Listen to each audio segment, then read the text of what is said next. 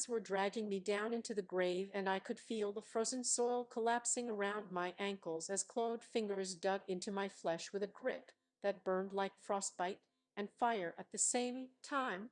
I screamed, but no sound escaped my throat because the darkness had stolen my voice the way it had been stealing pieces of my soul for weeks. The earth opened beneath me like a hungry mouth, and I could see nothing but blackness below, an endless void that promised torment beyond anything I could imagine. My fingernails scraped against the frozen ground as I tried to claw my way back to the surface, but the shadows were stronger than anything I had ever encountered. They pulled with the force of 100 hands, and I knew in that moment that I was going to die. Not just die, but be consumed, swallowed whole, by something ancient and evil that had been waiting for me since before I was born. I am going to tell you how I survived what should have killed me. I am going to tell you about the night everything I believed about the world shattered and reformed into something more beautiful and terrifying than I ever could have imagined. I am going to tell you about the voice that tormented me, the shadows that hunted me, and the light that saved me when I had nothing left but a single desperate prayer. By the time I finish this story,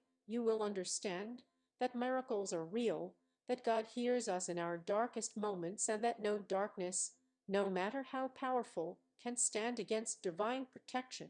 My name is Linda. I was 34 years old when this happened. I had moved to the old house at the edge of the cemetery 3 years before because it was the only property I could afford after my divorce. I did not believe in ghosts or demons or anything supernatural. I was a practical woman who trusted science and logic. I am telling you this because I need you to understand that I was not the kind of person who imagined things. I was not superstitious. I did not scare easily, and yet what happened to me in that house and in that cemetery was real. It was more real than anything I had ever experienced in my entire life. I remember the first night I spent in that house. The moving truck had left just as the sun was setting, painting the sky in shades of orange and purple that seemed almost too beautiful to be natural. I stood at my kitchen window, unpacking boxes of dishes, and looked out at the cemetery that stretched beyond my backyard. The headstones were old, some of them dating back 200 years, their inscriptions worn away by time and weather until they were nothing but smooth gray monuments to forgotten lives. The groundskeeper had told me the cemetery had been abandoned for decades. No one was buried there anymore. No one visited. It was just a collection of old bones resting beneath the earth, waiting to be forgotten entirely. I thought it was peaceful. That was my first mistake. The rustling started about a month after I moved in. I would be sitting in my living room, reading a book or watching television, and I would hear it. A soft sound like dry leaves being pushed across pavement, except there were no leaves near my windows and no wind strong enough to move them. I told myself it was mice or squirrels or some other small creature making its home in the space between my walls. I bought traps and poison and set them throughout the house, but I never caught anything. The rustling continued. Then came the tapping. It was gentle at first, almost rhythmic, like fingers drumming against glass. It always happened at night, always at the same window, the one in my bedroom that faced the cemetery. I would lie in bed with my eyes closed, trying to convince myself it was just branches from the old oak tree that grew near the fence. But the oak tree was on the other side of the property, too far away to reach my window. There were no branches near that window. There was nothing that could explain the sound. I remember the first night I got out of bed to investigate. I pulled back the curtain and pressed my face against the cold glass, straining to see into the darkness. The cemetery was still and silent, the headstones casting long shadows in the moonlight. I saw nothing moving, nothing that could have made the tapping sound. But as I stood there, my breath fogging the window, I felt something watching me. It was not a feeling I could explain or rationalize. It was primal, instinctive, a warning from some ancient part of my brain that recognized danger even when my conscious mind could not see it. Something was out there in the darkness. Something was watching. I started sleeping with the lights on after that night. I told myself I was being ridiculous, that I was letting the atmosphere of the old house and the cemetery get to me. I was a grown woman. I did not believe in monsters. But the feeling of being watched never went away. It followed me from room to room, a constant presence that made the hair on the back of my neck stand up, and my heart beat just a little bit faster. I started having trouble sleeping. I would lie awake for hours listening to the silence, waiting for the rustling or the tapping to begin again. The floorboards started creaking about 2 months into my time at the house. This was not unusual in an old building. Old houses settled. Old wood expanded and contracted with changes in temperature and humidity. I knew this. I understood the science behind it. But these creaks were different. They had a pattern to them, a rhythm that sounded almost like footsteps. They would start in the hallway outside my bedroom and move slowly, deliberately toward my door. They would stop just outside, and then there would be silence, complete, absolute silence that was somehow more terrifying than any sound could have been. I would lie in bed, frozen with fear, staring at the door and waiting for it to open. It never did. But I knew something was standing on the other side. I could feel its presence like a weight pressing down on my chest, making it hard to breathe it. I would wait there, not daring to move, until exhaustion finally claimed me and I fell into a fitful sleep filled with nightmares I could never remember when I woke. The voice started on a Tuesday night in late October. I remember the date because it was 3 days before Halloween and I had been thinking about whether or not to buy candy for trick-or-treaters, even though I knew no children would come to a house next to an abandoned cemetery. I was lying in bed, the lights on as always, trying to read a book and ignore the creaking that had become a nightly ritual. And then I heard it. Linda. It was so soft that at first I thought I had imagined it. A whisper, barely louder than a breath, my name spoken in a voice I did not recognize. I set down my book and listened, my heart pounding in my chest. The house was silent. The creaking had stopped. I waited for what felt like an eternity, but the voice did not come again. I convinced myself it was my imagination, a trick of the mind or my exhausted mind playing games with me. I turned off my light and closed my eyes. Linda. This time there was no mistaking it. My name, spoken clearly and distinctly, coming from somewhere inside my room. I sat up so fast I made myself dizzy, my eyes scanning every corner of the bedroom. I was alone. The door was closed. The window was shut. There was no one there. I know you are awake, Linda. I know you can hear me. The voice was coming from everywhere and nowhere at once. It seemed to emanate from the walls themselves, from the floor, from the ceiling, surrounding me with its cold, whispering presence. I wanted to scream, but my throat had closed up with terror. I wanted to run, but my legs would not obey me. I sat there in my bed, clutching my blankets to my chest like a child, and listened as the voice continued to speak. You are so afraid. I can taste your fear. It is delicious. I do not know how long I sat there that night. It could have been minutes or hours. The voice continued to whisper, telling me things that made my blood run cold. It knew my name. It knew my secrets. It knew about the affair that had ended my marriage, about the lies I had told to protect myself, about the guilt I had carried for years and never confessed to anyone. It knew about the baddie I had lost when I was 23, about the depression that had followed, about the nights I had spent crying alone in my apartment wondering if life was worth living. It knew everything, every sin, every secret, every shame I had buried deep in my heart where I thought no one would ever find it. How did you know that? I finally managed to whisper, my voice cracking with fear. How do you know those things? The voice laughed. It was a terrible sound, like bones scraping against stone, like ice cracking on a frozen lake. I know everything about you, Linda. I have been watching you for a very long time. I have been waiting for you, waiting for Mech. Why? Because you belong to me. You have always belonged to me. And soon, very soon, you will come to me. The voice faded after that, leaving me alone in the silence that followed. I did not sleep that night. I sat in my bed with every light in the house turned on, watching the shadows in the corners of my room and waiting for dawn to come. When the sun finally rose, painting my bedroom in shades of pink and gold, I told myself it had been a nightmare, a vivid, terrible nightmare brought on by stress and exhaustion, and the eerie atmosphere of living next to a cemetery. It had not been real. It could not have been real, but it was real.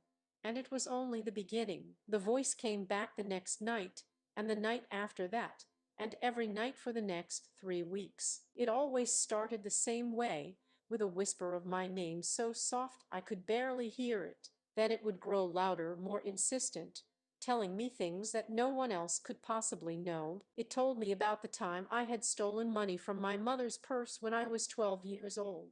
It told me about the lie I had told my best friend in high school that had ended our friendship forever. It told me about the patient I had lost when I was working as a nurse, the one whose death I could have prevented if I had been paying closer attention. It told me things I had forgotten, things I had suppressed, things I had locked away in the darkest corners of my memory where I never had to look at them. Each night, the voice grew stronger, more demanding. It was no longer content to whisper. It wanted to be heard. It wanted to be obeyed. And it kept telling me the same thing over and over again. Come outside, Linda. Come to me. I am waiting for you. Come to the cemetery and find me. Come home. I refused. Every night I refused.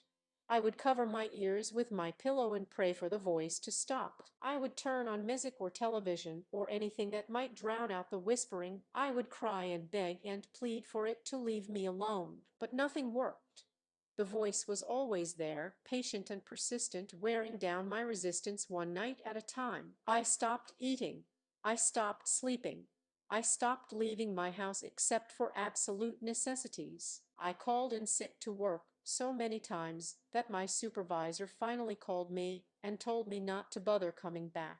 I lost weight until my clothes hung off my frame like rags on a scarecrow. I looked in the mirror and barely recognized the woman staring back at me. My eyes were sunken and hollow, surrounded by dark circles that made me look like a corpse. My skin was pale, almost gray.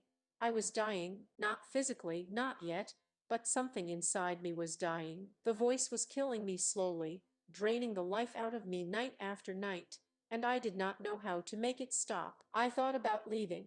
I thought about packing up my car and driving away and never looking back, but every time I tried to leave, something stopped me. My car would not start. My keys would disappear. Roads that I had traveled 100 times before would suddenly seem unfamiliar, confusing, leading me in circles, until I found myself back at my house with no memory of how I had gotten there. I was trapped. The house, the cemetery, the voice, they would not let me go. I tried to get help. I called my sister in California and told her everything that was happening. She listened in silence for a long time, and then she told me I needed to see a psychiatrist. She said I was having a breakdown. She said the stress of the divorce and the move had finally caught up with me and I was imagining things that were not there. She did not believe me. No one believed me. I called my mother, my cousins, my old friends from nursing school. They all said the same thing. I was tired. I was stressed. I needed medication and therapy and rest. There was no voice. There were no shadows. There was nothing supernatural happening in my house. It was all in my head. Maybe they were right. Maybe I was going crazy. Maybe the isolation of living alone in that old house had finally broken something inside my brain and I was imagining everything. I wanted so desperately to believe that. I wanted to believe that all I needed was a good night's sleep and some antidepressants and everything would go back to normal. But deep down I knew the truth. The voice was real. The shadows were real. And whatever was waiting for me in that cemetery was real too. The night everything changed started like every other night. I was lying in bed with the lights on, listening to the voice whisper my name over and over again. Come outside, Linda. Come to me. I am so lonely. I have been waiting for you for so long. Please, Linda. Please come home. The voice sounded different that night. There was a note of desperation in it, almost like pleading. It sounded sad. It sounded lonely. And despite everything, despite all the terror and torment it had caused me, I found myself feeling something I never expected to feel. I felt sorry for it.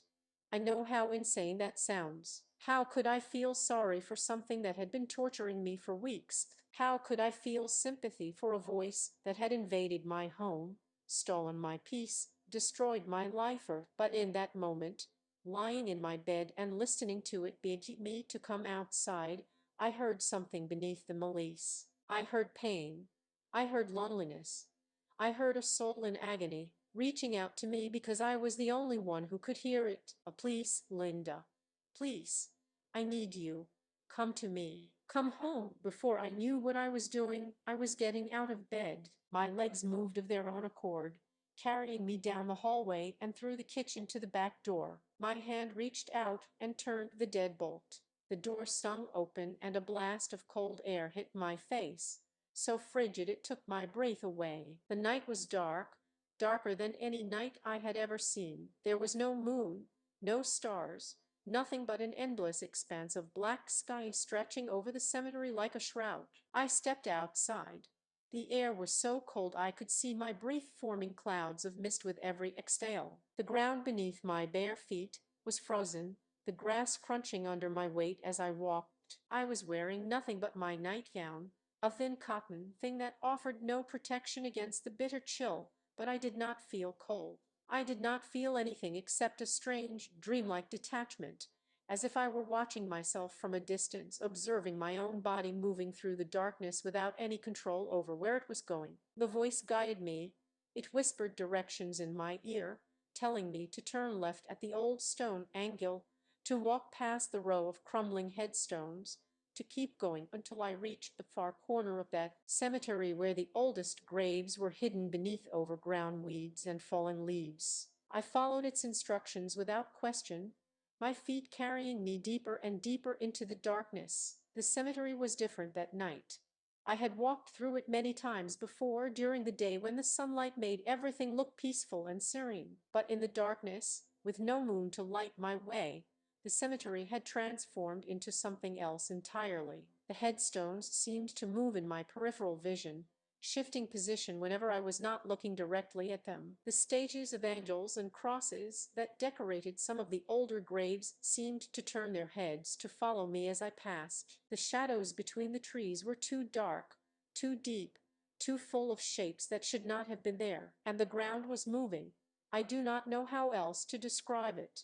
The earth beneath my feet was shifting, undulating like the surface of a dark ocean. I could feel it moving beneath the frozen grass, something huge and ancient stirring in its sleep, disturbed by my presence. The soil around some of the graves had begun to crack and split, as if whatever was buried beneath was trying to claw its way to the surface. I should have run. Every instinct in my body was screaming at me to turn around and flee back to my house and lock every door and window and never come outside again. But I could not. The voice had me in its grip, pulling me forward with invisible hands, drawing me towards something I could not see but could feel waiting for me in the darkness. Come to me, Linda. You are almost here. Just a little further. I have been waiting for you for so long, so very, very long. I reached the corner of the cemetery where the oldest graves lay forgotten beneath decades of neglect. The headstones here were barely visible beneath the weeds and fallen branches that covered them. Some had toppled over completely, lying face down in the dirt like fallen soldiers on an ancient battlefield. The voice was louder here, more urgent, almost frantic with anticipation. Yes, Linda, yes, you found me. You finally found me. And then I saw it. There was a grave in front of me that I had never noticed before. It was newer than the others around it, the headstone still standing straight and tall, the earth in front of it freshly disturbed as if someone had been digging recently. But that was impossible. No one had been buried in this cemetery for decades. No one had tended these graves for years. There should not have been a new grave here. The headstone had words carved into it, but I could not read them in the darkness. I stepped closer, squinting, trying to make out the inscription. And then the clouds that had been covering the sky parted for just a moment, and a sliver of moonlight broke through, illuminating the words carved into the stone. Linda Margaret Hayes, born March 14, 1989, died October 31, 2023.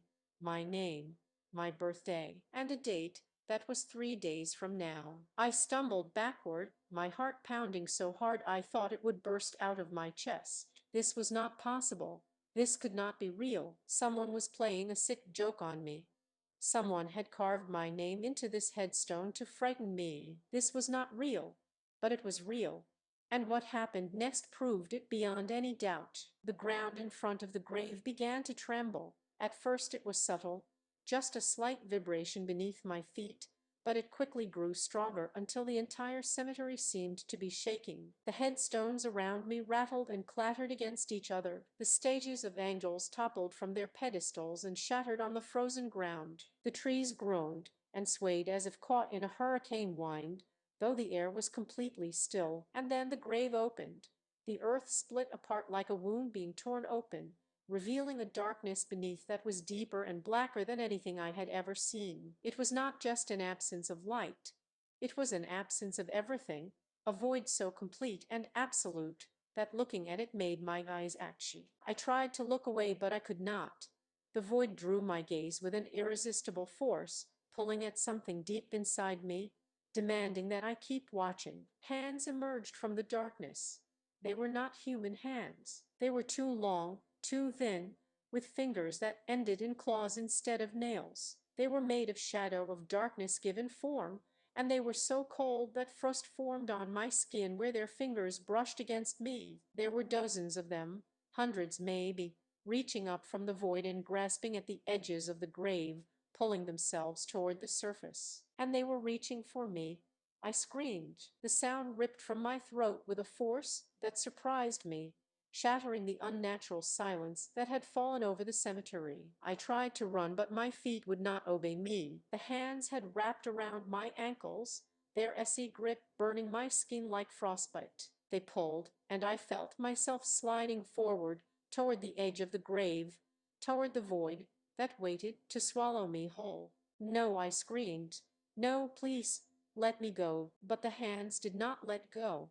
They pulled harder, dragging me closer to the edge. I fell to my knees and clawed at the frozen ground, trying to find something, anything to hold on to. My fingernails broke and bled as I scraped them against the dirt. The hands crawled up my legs, wrapping around my thighs, my waist, my chest, covering me in a cocoon of shadow and ice. The void was inches from my face now. I could feel it pulling at me, not just my body but my soul, trying to tear something essential out of me and drag it down into the darkness forever. I could hear voices rising from the depths, thousands of them, millions maybe, all crying out in agony and despair. They were the voices of the damned, the souls who had been swallowed by this void before me, and they were begging me to join them. I could feel myself slipping, not physically, though that was happening too, but spiritually. Something inside me was coming loose, separating from my body, being drawn toward the void with a force I could not resist. I was dying. Not my body, not yet, but my soul. The void was consuming my soul, and once it was gone, there would be nothing left of me but an empty shell. Before we go any further, if you believe in Jesus, subscribe to my channel because we provide daily Jesus stories that change people's life. The shadows tightened around me, and I felt the last of my strength beginning to fade. I had fought so hard, resisted for so long, but I could not fight anymore. The void was too strong. The darkness was too deep. I was going to die here, in this cemetery, my soul devoured by something ancient and evil that had been waiting for me since before I was born. In that moment, with the darkness closing in and my soul slipping away, I thought about my mother. I thought about how she had raised me in the church, how she had taken me to Sunday school every week and made me memorize Bible verses before beds. I had drifted away from faith as I grew older, distracted by life and work and relationships and all the other things that seemed so important at the time. I had not prayed in years. I had not opened a Bible in decades. I had forgotten what it felt like to believe in something greater than myself. But in that moment, with death literally reaching up to claim me, I remembered. I remembered the stories my mother had told me about Daniel in the lion's den, about David facing Goliath, about Shadrach, Meshach, and Abednego walking through the fire. I remembered the verses she had made me memorize, the promises of protection and deliverance that I had dismissed as fairy tales when I was old enough to know better. I remembered her voice, soft and gentle, telling me that no matter how dark things got, no matter how hopeless things seemed, God was always there. God was always listening. All I had to do was call out to him. And so I did.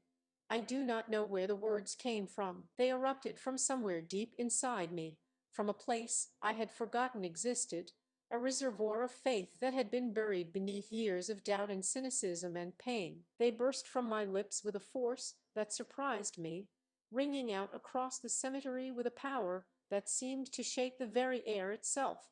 God save me, 3 words. That was all. 3 simple words, spoken in desperation, with no eloquence or ceremony or theological sophistication, just a cry for help from a woman who had nothing left, who had exhausted every other option, who had reached the absolute end of herself and found nothing there but emptiness and fear. 3 words that changed everything. The moment the words left my mouth, I felt something changed. It was subtle at first, just a slight warmth spreading through my chest, like the first rays of sunlight breaking through clouds after a storm. But it grew quickly, spreading outward from my heart to my arms, my legs, my head, filling every part of my body with a heat that pushed back against the cold of the shadows. And then the light came. It did not come from anywhere I could identify. It did not come from the sky or the ground or anywhere in the physical world.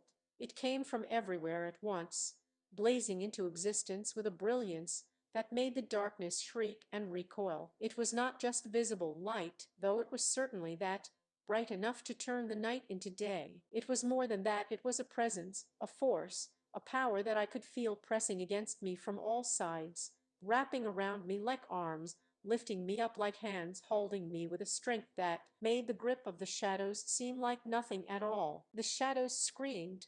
It was a sound unlike anything I had ever heard, a cacophony of rage and pain and terror that seemed to come from a million throats at once. The hands that had been wrapped around me began to dissolve, melting away like ice in a furnace, their cold grip replaced by the warmth of the light. I felt myself being lifted, pulled backward away from the edge of the grave, my body rising from the ground as if carried by invisible hands. The void shrieked with fury.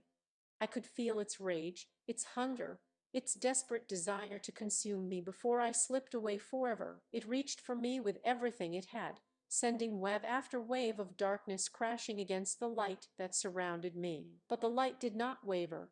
It stood firm, an immovable barrier between me and the void, a shield that no force in existence could penetrate. And then the grave began to close.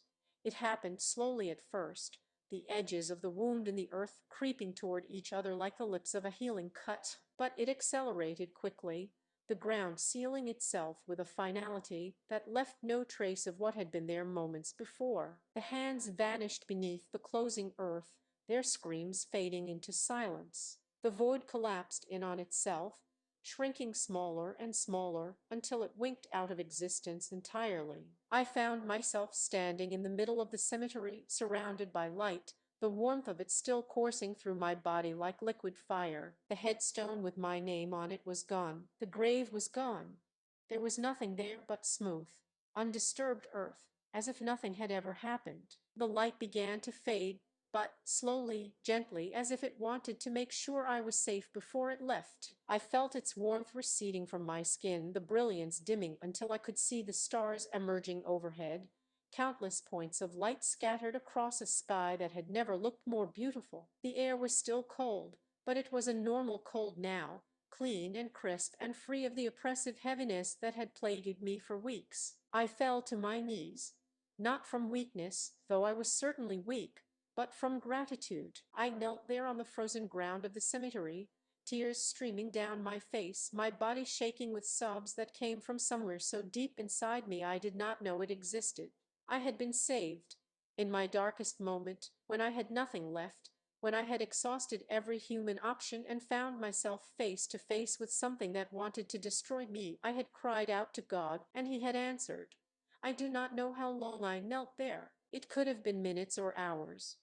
Time seemed to lose all meaning in those moments after my deliverance. I cried until I had no tears left, And then I just knelt there in silence, feeling the peace that had settled over me like a warm blanket on a cold night. The cemetery was quiet now, not the unnatural silence of before, but a natural stillness, the peaceful quiet of a place where nothing stirred. The headstones stood silent and still, no longer moving in my peripheral vision. The statues of angels faced forward, their stone eyes fixed on the sky. The ground beneath me was solid and unmoving. I do not remember walking back to my house. I do not remember opening the door or climbing into bed or falling asleep.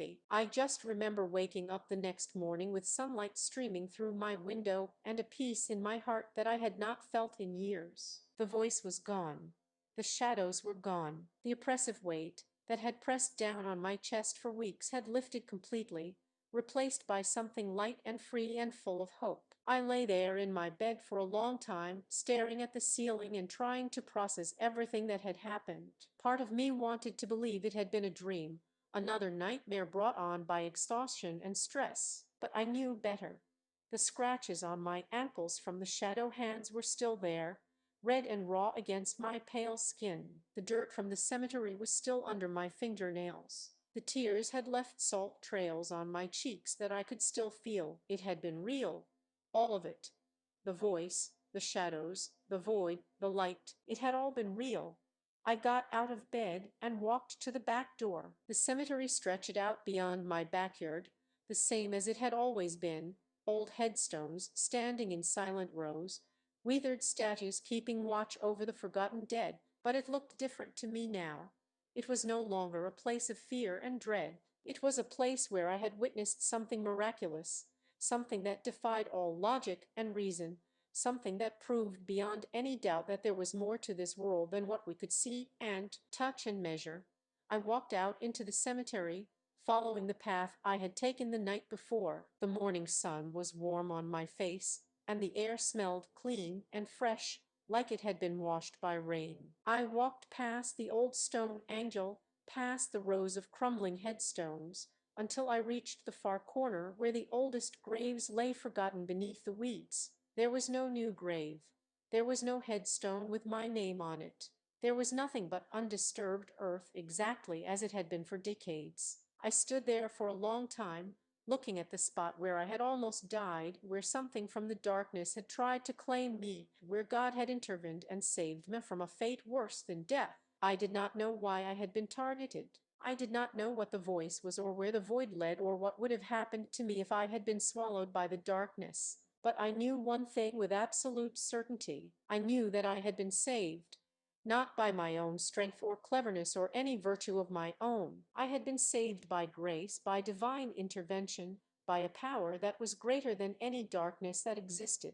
I started going back to church after that, not out of obligation or guilt or any sense of religious duty, but out of genuine gratitude. I wanted to be in the presence of God, to worship Him, to thank Him for what He had done for me. I wanted to learn more about the faith I had abandoned, to understand the scriptures I had dismissed, to build a relationship with the God who had reached down into the darkness and pulled me back into the light. It was not easy. There were people at church who looked at me strangely, who wondered why this stranger had suddenly appeared in their midst with tears running down her face during every hymn and every prayer. There were moments when I doubted myself, when I wondered if I had imagined everything, when the old cynicism tried to creep back in and convince me that there was a rational explanation for what had happened. But every time those doubts arose, I would remember the light, I would remember the warmth, I would remember the feeling of being held by something infinitely powerful and infinitely loving, and the doubts would fade away. I still live in the house at the edge of the cemetery. Some people think I am crazy for staying, but I have no desire to leave. This is the place where I was saved.